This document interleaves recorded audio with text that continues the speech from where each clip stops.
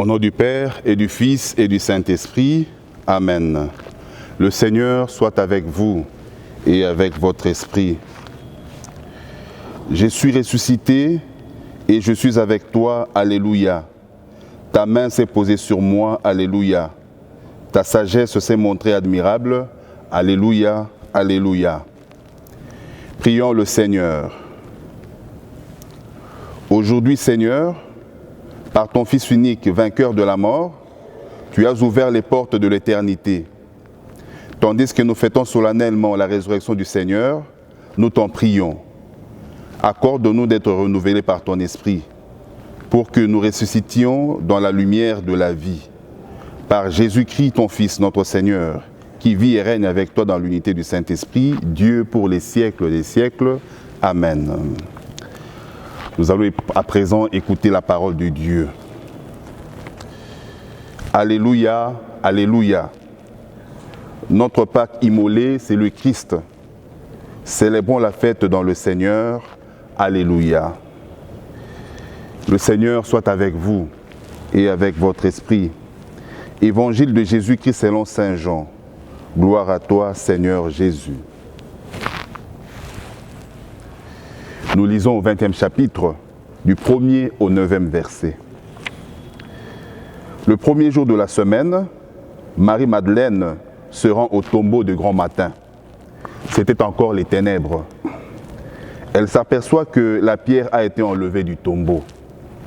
Elle court donc trouver Pierre, Simon-Pierre et l'autre disciple, celui que Jésus aimait.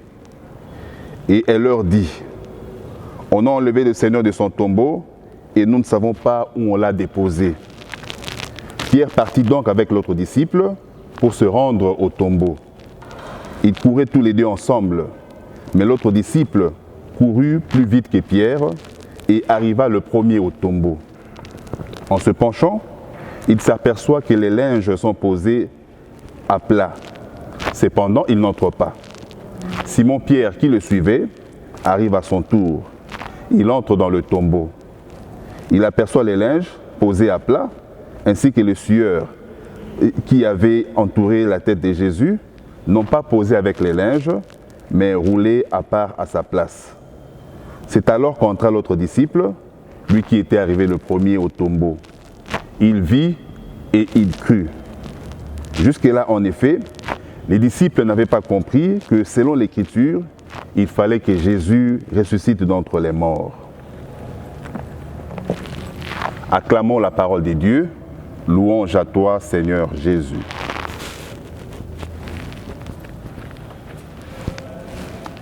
Bien-aimés dans le Seigneur, nous célébrons avec joie la résurrection de notre Seigneur Jésus-Christ en ce dimanche qui désormais est devenu le jour de la Pâque des chrétiens, parce que Jésus nous a délivrés, nous a libérés de l'esclavage de la mort, de l'esclavage du péché, pour nous faire entrer dans la vie.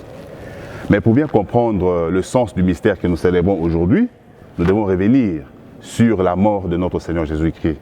C'est lorsqu'on comprend le sens de la mort de Jésus que l'on comprend aussi mieux le sens de sa résurrection. Jésus a été condamné injustement. Et cela, c'était pour, disons, attaquer le bien à partir de la racine, pour tuer la vérité qu'il annonçait. C'est pour cela qu'on l'avait condamné et crucifié, pour mettre fin à la mission que le Seigneur lui avait confiée. Voilà, les Juifs ont cru tuer la vérité en tuant Jésus. Mais en ressuscitant, Jésus montre justement que le bien vaincra le mal.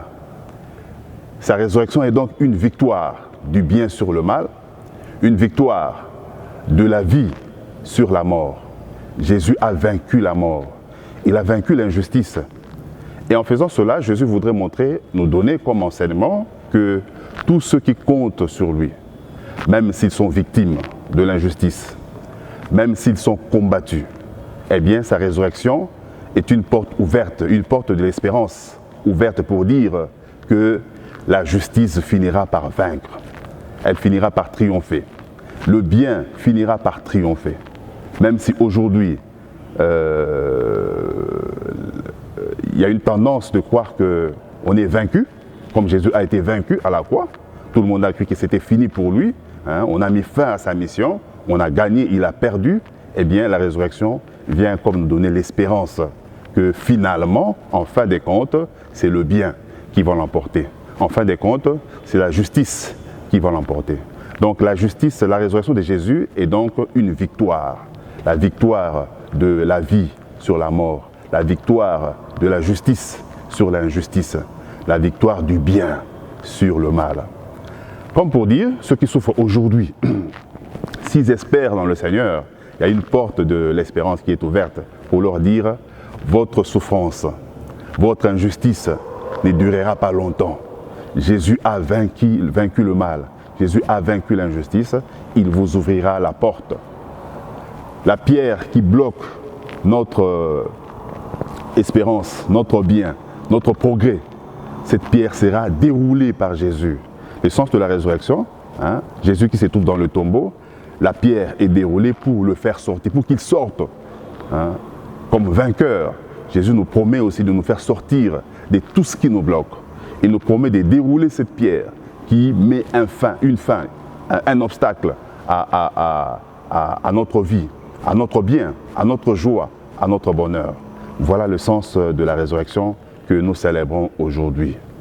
Et il y a des symboles qui sont utilisés dans les différents évangiles, que ce soit de la veille, le samedi, la veille de Pâques, que ce soit les dimanches, les lectures du dimanche, il y a cette résurrection qui est symbolisée par la lumière.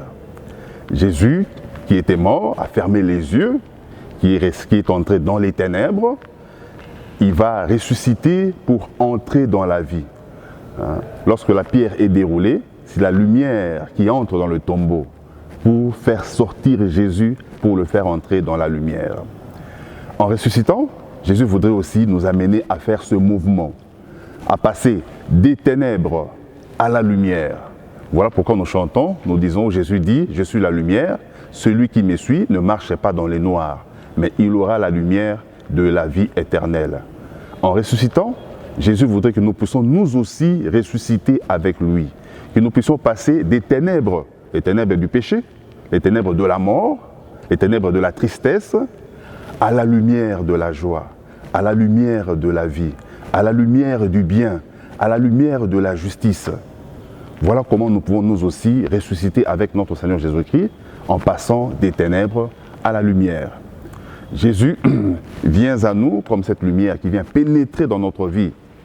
La pierre est déroulée, la lumière entre dans le tombeau de notre vie, de notre mort, si je peux dire. La lumière entre. Laissons cette lumière entrer, pénétrer notre vie, pénétrer notre mentalité pour la changer, pour la transformer. Il y a donc ces mouvements qui se font, quelque chose qui change, qui doit changer dans notre vie. Et c'est ça la résurrection, que cette lumière puisse pénétrer. N'empêchons pas la lumière de Jésus de pénétrer dans notre vie si nous voulons ressusciter avec Jésus, si nous voulons le suivre dans sa lumière, si nous voulons entrer dans la joie de la lumière, dans la joie de la résurrection. Ouvrons grandement les portes de notre cœur, ouvrons grandement les portes de notre vie pour que cette lumière puisse pénétrer dans notre vie.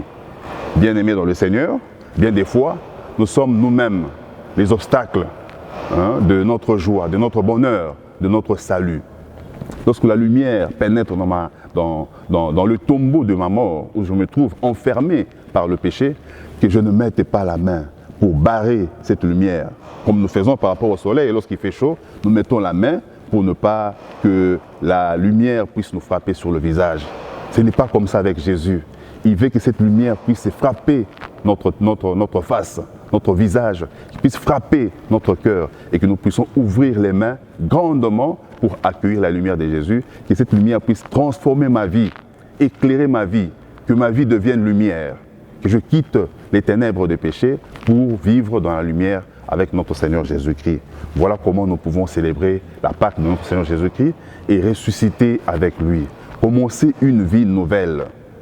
Et nous avons passé 40 jours pour pouvoir reconnaître nos péchés, pour pouvoir faire un examen de conscience, prendre conscience de ce qui ne va pas dans notre vie, prendre conscience des ténèbres de nos vies. Et maintenant, avec la résurrection, nous prenons la résolution de quitter justement ce monde des ténèbres, de quitter la vie ancienne pour commencer une nouvelle vie avec notre Seigneur Jésus-Christ, la vie des enfants de Dieu. Et les enfants de Dieu sont les enfants de la lumière. Voilà comment Jésus voudrait que nous puissions accueillir sa lumière et entrer avec lui dans la nouvelle vie par la résurrection. Prions et demandons au Seigneur de nous donner cette grâce, de pouvoir accueillir à bras ouverts la lumière qui entre dans le tombeau de nos vies, dans le tombeau de notre mort, où nous sommes enfermés par le péché, pour que nous puissions sortir victorieux avec notre Seigneur Jésus-Christ et commencer avec lui une nouvelle vie, la vie des enfants de Dieu. Amen.